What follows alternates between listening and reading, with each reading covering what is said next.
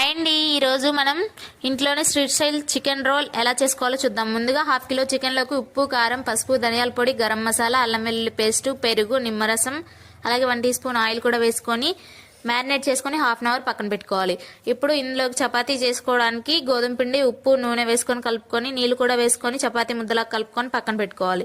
ఇప్పుడు స్టవ్ పైన వేరే ప్యాన్ పెట్టుకొని ఆయిల్, జీలకర్ర వేసుకొని ముందుగా మనం మ్యారినేట్ చేసుకున్న చికెన్ కూడా వేసుకొని మూత పెట్టుకొని ఫ్రై చేసుకోవాలి. ఇప్పుడు చపాతీ కూడా చేసుకొని పక్కన పెట్టేసుకోవాలి.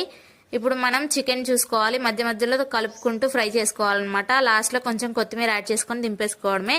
స్టవ్ పైన ప్యాన్ పెట్టుకొని ఆయిల్ వేసుకొని కూరగాయ ముక్కలన్నీ వేసుకొని చికెన్ కూడా వేసుకొని ఫ్రై చేసుకొని పక్కన పెట్టేసుకోవాలి.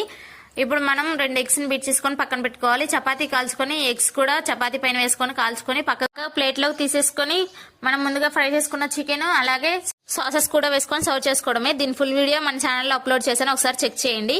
Bye bye.